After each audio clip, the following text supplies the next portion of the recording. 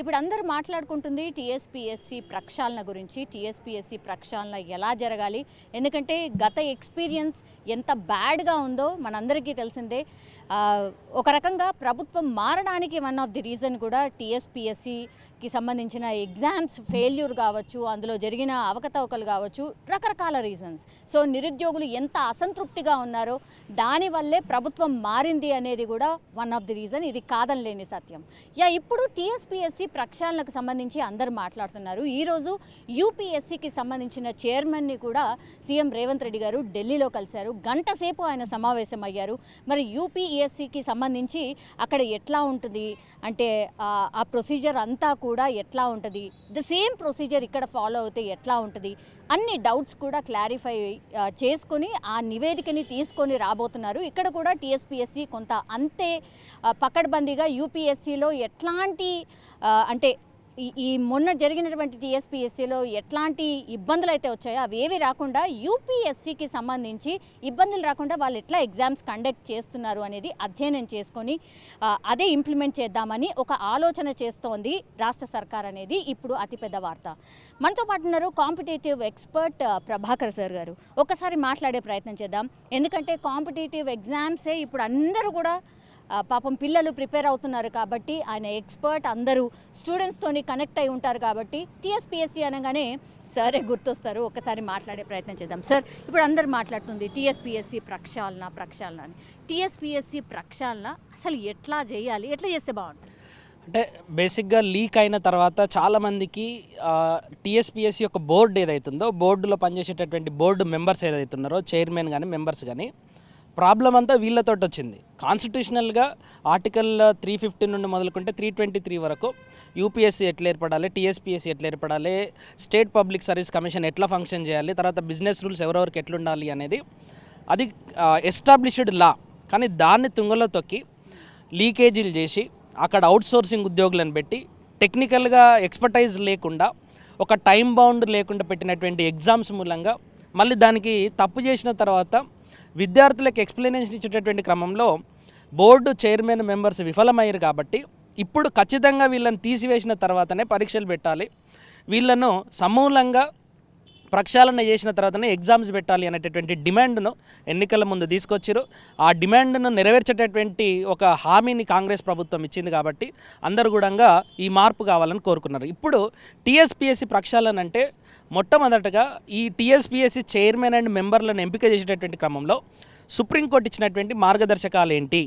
So non biased person, ఒక bureaucratic academic excellence ఉన్నటువంటి person, ఇప్పుడు ఎమర్జింగ్ ట్రెండ్స్ టెక్నాలజీ పరంగా చాలా మారుతున్నాయి కాబట్టి హ్యాకింగ్, సైబర్ నేరాలకు వీటన్నిటికీ కూడా దూరంగా ఉండేటటువంటి ఒక ఎక్స్పర్టైజ్డ్ను చైర్మన్గా పెట్టాలి. వాళ్ళు కూడా ఇన్ సర్వీస్ ఉంటే ఇంకా బాగుంటుంది. ఎందుకంటే ఇన్ సర్వీస్ ఉన్నటువంటి బ్యూరోక్రాట్స్కి వాళ్ళకు ఒక భయం ఉంటుంది, వాళ్ళ సర్వీస్ మీద కూడా ఒక భయం అనేది ఉంటుంది. తర్వాత ఈ ఆర్డీఓ లెవెల్, డిఎస్పీ లెవెల్ లాంటి ఉద్యోగాలను రిక్రూట్ చేసేటటువంటి బోర్డు సభ్యులు కూడా నాన్ పార్షియల్గా ఒక ఈ నిరుద్యోగ పునరావాస కేంద్రంలాగా టీఎస్పీఎస్సీ బోర్డు ఉండకుండా అదొక ట్రాన్స్పరెంట్ మేనర్లో అకాడమిక్ ఎక్సలెన్స్ తోటి కూడుకున్నటువంటి నాన్ పార్షియల్ ప్రొఫెసర్ లెవెల్లో కానీ బ్యూరోక్రాటిక్ లెవెల్లో కానీ అపారమైనటువంటి పబ్లిక్ ఎక్స్పీరియన్స్ ఉన్నటువంటి వాళ్ళను బోర్డుగా పెట్టాలి. వాళ్ళకు కూడా ఒక ప్రొసీజరల్గా నోటిఫికేషన్ వేయాలి, ఎలిజిబిలిటీ కండిషన్స్ పెట్టాలి.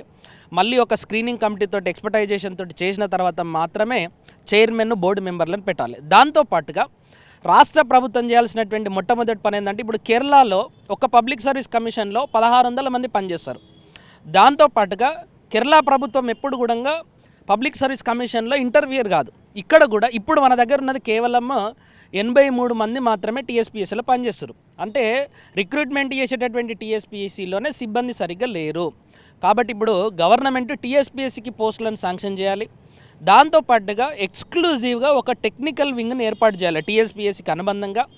అండ్ ఇండియాలో మోస్ట్ ఫేమస్ అయినటువంటి టెక్నికల్ ఎక్స్పర్ట్స్ని తీసుకొచ్చి గవర్నమెంట్ రిక్రూట్మెంట్ ప్రొసీజర్లో వాళ్ళని తీసుకొని కనుక పెట్టినట్టయితే వాళ్ళకు పర్మనెంట్ జాబ్ ఉన్నటువంటి వాళ్ళు మాత్రమే ఈ టెక్నికల్ వింగ్లలో పనిచేసేటటువంటి విధంగా ఉండాలి. దాంతోపాటుగా ఈ పేపర్ సెట్టింగ్లలో కానీ తర్వాత పరీక్ష నిర్వహణలో కానీ దాంతోపాటుగా పరీక్ష పేపర్ను ఈ విద్యార్థులకు అందించేటటువంటి క్రమంలో జరిగేటటువంటి ప్రొసీజర్ ఏదైతే ఉంటుందో అక్కడ ఎవ్వరు కూడా అవుట్సోర్సింగ్ ఎంప్లాయీస్ ఉండకూడదు. కాంట్రాక్ట్ ఎంప్లాయీస్ ఉండకూడదు, పర్మనెంట్ ఉద్యోగులు మాత్రమే ఉండాలి. రెండవది, పేపర్ సెట్టింగ్తో పాటుగా ఎగ్జామ్ నిర్వహణలో కావాల్సినటువంటి ఎక్స్పర్టైజేషన్స్ ఎవరైతే ఉన్నారో ఎక్స్పర్ట్స్, ఈ ప్రశ్నపత్రాలు రూపొందించేటటువంటి క్రమంలో తప్పు ప్రశ్నపత్రాలను రూపొందించడము, ట్రాన్స్లేషన్ తప్పులు తీసుకురావడం మూలంగా విపరీతంగా కోర్టులకు వెళ్ళేటటువంటి ఆస్కారం అనేది ఉన్నది. అట్లా కాకుండా ఎక్స్పర్ట్స్ను కూడా ఒక పద్ధతి ప్రకారము, ఒక ప్రొసీజర్ ప్రకారం, ఒక ప్రోటోకాల్ ప్రకారం ఏర్పాటు చేయాల్సినటువంటి ఆస్కారం అనేది ఉన్నది. తర్వాత ఇప్పుడు ఆల్రెడీ సీఎం గారు యూపీఎస్సీ చైర్మన్ కలిసిరు. యూపీఎస్సీ ఎట్లా ఉంటుంది అని అంటే, ఒక సంవత్సరానికి సంబంధించినటువంటి ఎగ్జామ్ డేటు, రిజల్ట్స్ డేటు, దాంతోపాటుగా అపాయింట్మెంట్ డేట్లు ఆల్మోస్ట్ ఫిక్స్డ్ ఉంటాయి. 1-2 రోజులు అక్కడిక్కడ కాకపోతే ఉంటుంది తప్ప ఆల్మోస్ట్ ఫిక్స్డ్ ఉంటాయి.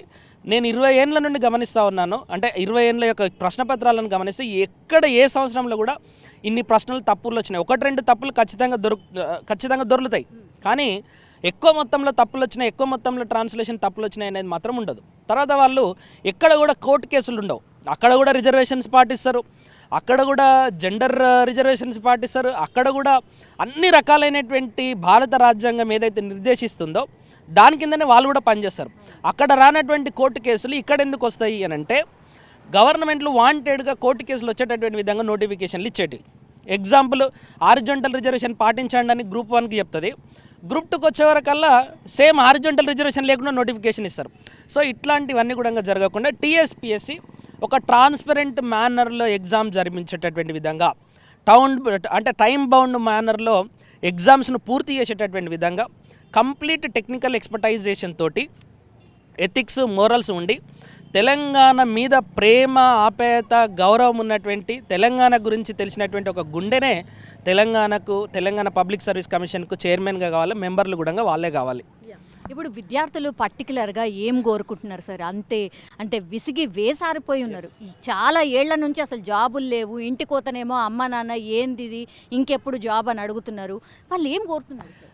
అంటే బేసిక్గా స్టూడెంట్స్కి కావాల్సింది ఏంటంటే, ఎగ్జామ్ రాయాలి, రాసినటువంటి ఎగ్జాము ట్రాన్స్పరెంట్ మేనర్లో జరగాలి, నాకు ఎలిజిబిలిటీ ఉంటే, నాకు మెరిట్ ఉంటే నాకు ఉద్యోగం రావాలి.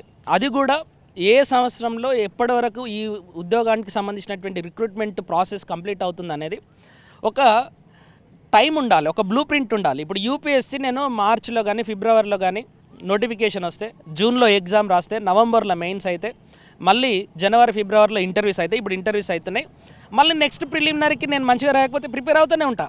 సో అలాంటి ఒక సర్కిల్ మేనర్లో జరిగేటటువంటి రిక్రూట్మెంట్ ప్రొసీజర్ కావాలి అని విద్యార్థులు కోరుకుంటున్నారు. రెండవది, subordinate service rules of the Telangana, roster points ఏంటి, తర్వాత రిజర్వేషన్ సిస్టమ్ ఏంటి, స్థానికత రిజర్వేషన్ ఏంటి, వీటి మీద చాలా స్పష్టమైనటువంటి విధానాన్ని విద్యార్థులు కోరుకుంటున్నారు. మూడవది ఏంటి అని అంటే, క్వశ్చన్స్లలో తప్పులు దొరికినప్పుడు ఆ తప్పులు దొరికేటటువంటి క్రమంలో చాలా రకాలైనటువంటి భేదాభిప్రాయాలు వస్తాయి కీ మీద. దానివల్ల ఇప్పుడు ఈరోజు కానిస్టేబుల్ ఫలితాలు ఆగిపోయినాయి. అలాంటి విధానానికి కూడా ఒక మంచి ప్రోటోకాల్ని ఎస్టాబ్లిష్ చేయాలని చెప్పేసి కోరుకుంటున్నారు. ఫోర్త్ థింగ్ ఏంటి అని అంటే, అన్నిటికంటే ముఖ్యమైనది ఎగ్జామ్ ఎప్పుడు పెడతారు. ఇప్పుడు ఎప్పుడు ఎగ్జామ్ ఉంటుందో ఎవరికి తెలియదు. ఈ గవర్నమెంట్ వచ్చి కూడా నెల దాటిపోయింది.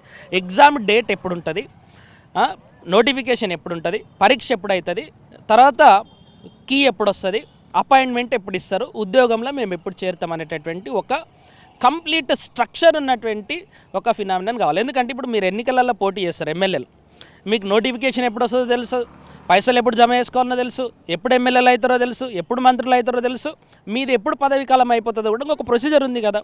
ఇట్ ద సేమ్ మేనర్ దీనికి కూడా కావాలి. దాంతోపాటుగా విద్యార్థులందరూ కూడా చాలా నష్టపోయారు. ఇప్పటికి కూడా ఒక గ్రూప్ 1 లేదు, చాలామంది ఏజ్ అయిపోతారు. సో కొత్తగా వచ్చినటువంటి స్టూడెంట్స్ కూడా ఒక 3-4 లక్షల మంది ఉంటారు. వాళ్ళకు కూడా అవకాశం ఇవ్వాలి అని చెప్పేసి చాలామంది కొత్త విద్యార్థులు కోరుకుంటున్నారు. తర్వాత తెలంగాణ స్థానికత మీద రిలీజ్ అయినటువంటి జీవో నెంబర్ 124 మీద కూడా తీవ్రమైనటువంటి చర్చ నడుస్తున్నది. దాన్ని కొంత రీడిఫైన్ చేసి రీవ్యాంప్ చేయాల్సినటువంటి ఆస్కారం అనేది కూడా ఉన్నది. దీంతో పాటుగా ఈ ప్రభుత్వం విద్యార్థులకు ఉచితంగా స్టడీ సెంటర్స్ని ఎస్టాబ్లిష్ చేయాలి, విద్యార్థులకు ఉచితంగా మెటీరియల్ ఇవ్వాలి, తెలుగు అకాడమీ ప్రొడ్యూస్ చేసేటటువంటి పుస్తకాలను ప్రభుత్వమే ఉచితంగా విద్యార్థులకు ఎవరెవరైతే పుస్తకాలకు అర్హులు ఉంటారో వాళ్ళకు ఉచితంగా పుస్తకాలను కూడా ఇవ్వాలి. తర్వాత ప్రభుత్వమే అది ఆఫ్లైన్ కానీ ఆన్లైన్ కానీ ఎక్స్పర్ట్స్ కోచింగ్ సెంటర్స్ ఎవరైతే ఉంటారో వాళ్ళతోటి ప్రభుత్వమే తీసుకొని విద్యార్థులందరికీ కూడా ఉచితంగా కూడా కోచింగ్ని అందించాలి అని చెప్పేసి కోరుకుంటున్నారు. ఇప్పుడు లాస్ట్లీ సార్, జనరల్లీ కూడా ఎగ్జామ్ ప్రొసీజర్ ఎట్లుండాలి? అంటే విద్యార్థులకి చాలా డౌట్స్ ఉన్నాయి. అండ్ వాళ్ళకి నచ్చలేదు. అంటే లాస్ట్ ఇయర్ కూడా, లాస్ట్ టైం వాళ్ళు రాసిన ఎగ్జామ్స్లో కూడా ఎగ్జామ్ ప్రొసీజర్ ఇది కాదు, దాంట్లో ఇవి ఉండాలి అని కోరుతున్నారు. ఏం కోరుతున్నారు? అంటే ఎగ్జామ్ సిలబస్కి సంబంధించి కానీ, ఎగ్జామ్ యొక్క ప్రిపరేషన్కి సంబంధించి కానీ, ఎగ్జామ్ కండక్ట్కి సంబంధించి కానీ స్టూడెంట్స్ ఎక్కడ కూడా ఇష్యూస్ రైజ్ చేయలే. వాళ్ళు ఏం సిలబస్ ఇస్తే అది చదివారు, ఎప్పుడు ఎగ్జామ్ పెడతా అంటే అప్పుడు రాశారు. స్టూడెంట్స్కి ఉన్నటువంటి ఆబ్లిగేషన్స్ ఏంటి అని అంటే, మేము రాసేటటువంటి ఎగ్జాము వేస్ట్ అవుతుంది, ఎవరికి అమ్ముకుంటున్నారు. తర్వాత మేము రాసినటువంటి ఎగ్జామ్కి సంబంధించినటువంటి మెరిట్ లిస్ట్ ఏదైతుందో అది గందరగోళంగా ఉంటుంది. మొన్న స్టాఫ్ నర్సుకు సంబంధించినటువంటి మెరిట్ లిస్ట్ ఇచ్చిరండి. 1490 పేజీలు ఇస్తారా అండి? ఎవడన్నా మెరిట్ లిస్ట్ దిమాకున్నాడు? 1490 పేజీల మెరిట్ లిస్ట్ ఇచ్చిరు. నీ పేరు చెక్ చేసుకోవడానికి 5 రోజులు 6 రోజులు పట్టినటువంటి సందర్భాలు ఉన్నాయి. సో ఇట్లాంటివి కోరుకోవట్లేదు. తర్వాత గురుకుల రిక్రూట్మెంట్ బోర్డు ఎగ్జామ్ పెట్టిన తర్వాత హారిజాంటల్ రిజర్వేషన్ మీద కోర్టు ఆర్డర్ ఇచ్చింది. ఇప్పుడు మొన్న కోర్టు గవర్నమెంట్ యొక్క అఫిడవిట్ అడిగితే ప్రభుత్వం తరపున అఫిడవిట్ని సమర్పించేటటువంటి లాయర్ రాలేదు. తర్వాత ఇప్పుడు కానిస్టేబుల్ రిక్రూట్మెంట్ కోర్టులలోనే ఉంది. ఇది ఎవరో కోర్టులలో కేసేస్తే కాదు, బాధ్యతగా వాళ్ళు భావించి ఎక్కడెక్కడ లీగల్ ఆబ్లిగేషన్స్ వస్తాయి, ఎక్కడెక్కడ విద్యార్థులు ప్రాబ్లం ఫేస్ చేసేటటువంటి ఆస్కారం ఉంటుంది, ఎక్కడ విద్యార్థులు సమస్యలు లేవనెత్తేటటువంటి ఆస్కారం ఉంటుంది అనేది మీరు అంతా చదివినోళ్ళు కదా. మీరు ఐఏఎస్ ఆఫీసర్లు ఉన్నారు, గ్రూప్ 1 ఆఫీసర్స్ ఉన్నారు, తెలంగాణ ఉద్యమంతో సంబంధం ఉన్న వాళ్ళు ఉన్నారు. మీరు ఏవి తెలియకుండా మెంబర్లు అయితే ఎవడో ఒకడు ఊర్లకించి వచ్చినోడు కూడా మెంబర్ కావచ్చు. సో మీరు ఇవన్నీ తెలుసు అనేటటువంటి ఉద్దేశంతో మిమ్మల్ని చైర్మన్గా మెంబర్లను పెట్టిరు. కాబట్టి విద్యార్థులు ఎప్పుడు కూడా ఇక్కడ లోపం ఉంది అని చూపించేటటువంటి ఆస్కారం రావద్దు. యూపీఎస్సీ నోటిఫికేషన్ చూడండి, మీరు ఎక్కడ కూడా ఒక్క కేసు పడదు. ఒకవేళ పడ్డా కూడా గవర్నమెంట్కి దాని మీద స్పష్టమైనటువంటి ఎవిడెన్స్ ఉంటుంది, లేదా అది సబ్స్టాన్షియల్ డిస్కషన్లోకి వస్తుంది. అంటే ఇది చర్చించదగినటువంటి విషయము. అలాంటి విషయాలు మాత్రమే, అంటే ఒక ఫండమెంటల్ థింగ్ను డిస్కస్ చేసేటటువంటి విషయాలు మాత్రమే కోర్టుకోవాలి తప్ప, నువ్వు బయోమెట్రిక్ పెట్టలేదు కాబట్టి నేను కోర్టుకోతా, ఎవడు పెట్టొద్దన్నాడు నిన్ను, పైసలు లేవని పెట్టలేదు అంటే నీలో నిర్లక్ష్యం చాలా స్పష్టంగా కనిపిస్తుంది. వాచ్లు పెట్టరు, సీసీ కెమెరాలు పెట్టరు, ఇన్విజిలేటర్లకు ట్రైనింగ్ ఇవ్వరు, 1 నిమిషం నిబంధన అంటారు, ఓ రోజు తీసుకుంటారు, ఓ రోజు తీసుకోరు. ఇట్లా రకరకాలైనటువంటి గందరగోళ పరిస్థితులు కాకుండా ఒక ప్రోటోకాల్ ఎస్టాబ్లిష్మెంట్ చేయండి. ఈ ప్రోటోకాల్ ప్రకారమే పరీక్షలు నిర్వహిస్తామనేటటువంటి అంశాన్ని మీరు విద్యార్థులందరూ కూడా చెప్పండి. దాంతోపాటుగా టీఎస్పీఎస్సీ బోర్డుకు, దాంతోపాటుగా విద్యార్థులకు మధ్యలో ప్రభుత్వ ఆధ్వర్యంలో పనిచేసేటటువంటి ఒక మంత్రుల బృందము నెగోషియేటింగ్ ఫ్యాక్టర్గా ఉండాలి. అంటే పోస్టులకు సంబంధించినటువంటి ఇంటెండ్ని తీసుకోవడంలో కానీ, తర్వాత పోస్టులను శాంక్షన్ చేయడంలో కానీ, ఫైనాన్స్ మినిస్ట్రీ యొక్క అప్రూవల్ తీసుకోవడానికి కానీ, అట్లా ప్రభుత్వానికి వీళ్ళకి మధ్యలో ఒక వ్యవస్థ కనుక ఉంటే అటు టీఎస్పీఎస్సీ కష్టపడాల్సినటువంటి అవసరం లేదు, ఇటు విద్యార్థులు కూడా కష్టపడాల్సినటువంటి అవసరం లేదు అనేది చాలామంది విద్యార్థుల యొక్క అభిప్రాయం. సో లాస్ట్ గవర్నమెంట్లో లోపించింది ఏంటి అని అంటే ఆ రెస్పాన్సివ్నెస్ అనేది లోపించింది. Pro student approach from the government అనేది లోపించింది. ఒక ఆయన వస్తాడు కేటీఆర్, నాకేం సంబంధం, నేను ఐటీ మినిస్టర్గా అంటాడు. మరి నిన్నవాడు మాట్లాడమన్నాడు, మాట్లాడి బొక్కబొర్ల పడ్డాడు. ఎలక్షన్ ముందల పోయి టీ హబ్ ముందల కూర్చొని వీళ్ళే అశోక్ నగర్ విద్యార్థులు అని చెప్పేసి ఆయన అంటాడు. నువ్వు రా అశోక్ నగర్, ఈ ఆర్ట్స్ కాలేజ్కి అడిగి రా, మేమందరం వస్తాం, నువ్వు కూర్చేసుకో, మాట్లాడు, నువ్వు చేసిన రైట్ ఏంది రాంగ్ ఏంది చెప్పు. మేమేం, నీకు కూడా పోలీసు వాళ్ళు ఉంటారు, అందరు ఉంటారు కదా. విద్యార్థులు ఎవరు కూడా ఎక్కడ కూడా హింసాత్మకమైనటువంటి సంఘటనలకు పాల్పడిన చరిత్రనే లేదండి. ఇంత పెద్ద లీక్ చేసినా కూడా ప్రజాస్వామ్యబద్ధంగా నిరసన తెలిపిరు. So government should be responsive అయినప్పుడు, నీ తప్పైందా ఒప్పుకో, తప్పైందని తీసేయి, మా తప్పైందని ఒప్పుకో. విద్యార్థులకు ఒక హామీ, అరే ప్రభుత్వ యంత్రాంగం మొత్తం పనిచేసి మీకు రిక్రూట్మెంట్ చేస్తామని చెప్పేసి చెప్పండి. That is the government should work towards the unemployees. కానీ మీరెవరు ఓటర్లు గారు మమ్మల్ని ఎప్పుడు కూడా ఒక ఓటు బ్యాంకు లాగా, ఓటేసేటటువంటి యంత్రాల్లాగా చూసినంత కాలము ప్రభుత్వాలను విద్యార్థులు నమ్మరు. కాబట్టి ఓటేసేటటువంటి యంత్రాలుగా కాకుండా, ఓటేసేటటువంటి ఒక ప్రాణం లేని ఓటు మాదిరిగా కాకుండా, మీరు ఈ తెలంగాణ కోసం పోరాడినటువంటి విద్యార్థులందరూ చనిపోయిన తర్వాత వాళ్ళ యొక్క అమరత్వం మీద మీరు పాలన కొనసాగిస్తున్నారు. ఆ అమరుల యొక్క ఆకాంక్షలు నెరవేరాలంటే ఖచ్చితంగా విద్యార్థులకు ఉద్యోగాలు రావాలి. ఎంతోమంది నియంతలు వస్తారు పోతారు. ఇక్కడ తెలంగాణలో ఇదే ఆర్ట్స్ కాలేజ్ ముందర చాలామంది విద్యార్థులు తమ మొత్తాన్ని త్యాగం చేసినటువంటి చరిత్ర ఉంది. అయినా కూడా ఫైటింగ్ చేసేటటువంటి నేచర్ అయితే ఎప్పటికీ కూడా తెలంగాణలో పోదు. కాబట్టి government should be responsive enough. Lastly ఏం చెప్పదలుచుకున్నారు సార్? విద్యార్థులు సరే గవర్నమెంట్ టీఎస్పీఎస్సీ ప్రక్షాళన ఎట్లా చేస్తుంది, ఎవరు చైర్మన్ వస్తారు, ఎవరు మెంబర్లు వస్తారు, దాని తర్వాత అక్కడ యూపీఎస్సీలో ఎట్లా నడుస్తుంది, కేరళలో ఎట్లా నడుస్తుంది, డేట్ ఎప్పుడు వస్తుంది, గ్రూప్ 2 ఎప్పుడు వస్తుంది, ఏ అంశాలు కూడా మీ చేతిలో లేవు. మీ చేతిలో ఉన్నటువంటిది అంతా కూడా ప్రిపరేషన్. 100% ఎగ్జామ్ అయితే జరుగుతుంది. అది గ్రూప్ 2 కానీ గ్రూప్ 1 కానీ డిఎస్సి కానీ ఒక నెల అటు ఇటుగా ఎగ్జామ్ అయితే జరుగుతుంది. అందరికీ కష్టాలు ఉన్నాయి. అందరూ కూడా ఈ 10 ఏళ్ల నుండి విపరీతమైనటువంటి మనోవేదనకు గురి అవుతారు. కానీ ఒక గ్రూపు చాలా సైలెంట్గా ఈ ఉద్యోగాలు ఎప్పుడు పడితే అప్పుడు కొట్టాలి అనేటటువంటి గద్దల్లాగా వెయిట్ చేస్తూ ఉన్నారు. కాబట్టి మీరు కూడా ఈ విషయాలన్నిటిని కూడా పక్కకు పెట్టి వాటిని కేవలం ఒక పాసింగ్ క్లౌడ్స్ లాగా గమనిస్తూ మీరు ఎగ్జామినేషన్ ప్రిపరేషన్ చాలా సీరియస్గా మొదలుపెట్టండి. నాకు ఒక ముహూర్తం కావాలి, నాకు ఒక డేట్ కావాలి, నాకు సీఎం చెప్పాలి, ఇవన్నీ ఆలోచిస్తూ కూర్చుంటే ఈ నోటిఫికేషన్ కూడా వచ్చి వెళ్ళిపోతుంది. ఇక్కడ కష్టపడ్డ వాళ్ళకి, పోరాడినటువంటి వాళ్ళకి ఉద్యోగాలు రావాల్సినటువంటి ఆవశ్యకత ఉన్నది. కాబట్టి మీరు చేయాల్సినటువంటి ప్రాథమికమైనటువంటి ధర్మం ఏంటి అని అంటే మీరు ప్రిపరేషన్ను కొనసాగించండి. మీ ప్రిపరేషన్లో ఉన్నటువంటి లోటుపాట్లను సరిదిద్దుకోండి. ఎక్సలెంట్ టైం వచ్చింది ఇప్పుడు. అది 4 నెలల 5 నెలలు అనేది చాలాసార్లు మనం టైం లేదని చెప్పేసి కొట్లాడిన సందర్భాలు ఉన్నాయి. చాలా అద్భుతమైనటువంటి సమయం ఇది. మీకు డిఫికల్ట్గా ఉన్నటువంటి సబ్జెక్ట్స్ ఏంటి, సైన్స్ అండ్ టెక్నాలజీయా, ఎకానమీయా, అర్థమెటిక్ రీజనింగా, దాన్ని మీరు జయించండి. ఒక టైం టేబుల్ వేసుకోండి. ఒక రోజులో మీరు చేయాల్సినటువంటి పనులన్నింటినీ కూడా చక్కదిద్దుకొని మెటీరియల్ని గ్యాదర్ చేసుకొని ఒక అద్భుతమైనటువంటి ప్రిపరేషన్ మోడల్ని మీరు పెట్టుకొని ప్రిపరేషన్లోకి కూర్చోండి. ఇమ్మీడియట్గా మీరు ఇంకా టైం పాస్ చేస్తున్నారంటే you are not at all into competition. మీరు ఆస్పైరింగ్ మోడ్లో లేరు అని అంటే మాత్రం మీరు నష్టపోయేటటువంటి ప్రమాదం ఉంటుంది. కాబట్టి ఎంతమంది ఎన్ని చెప్పినా కూడా మీరు చేయాల్సినటువంటి ప్రాథమిక ధర్మం ఏంటి అంటే you must focus on your preparation. ఖచ్చితంగా ఎగ్జామ్ జరుగుతుంది. అది 6 నెలలకు జరగచ్చు, 4 నెలలకు జరగచ్చు, 1 ఇయర్ జరగచ్చు. కానీ ఎప్పుడు ఎగ్జామ్ పెట్టినా సరే నువ్వు సంసిద్ధంగా ఉండి ప్రిపరేషన్ కనుక కొనసాగిస్తే దెన్ ఈ డిస్కషన్స్ అన్నిటికీ కూడా ఒక సత్ఫలితం వస్తుంది. నీకు ఉద్యోగం వచ్చినప్పుడు మాత్రమే వీటన్నిటికీ ఒక సార్థకత ఉంటుంది. కాబట్టి focus on your preparation, leave everything. కొత్త సంవత్సరం కొత్తగా స్టార్ట్ చేయండి. కొత్త సంవత్సరంలో ఒక ఉద్యోగంలోకి అడుగుపెట్టేటటువంటి విధంగా మీరు సంసిద్ధంగా అండి. థ్యాంక్ యూ అండి, థ్యాంక్ యూ సో మచ్.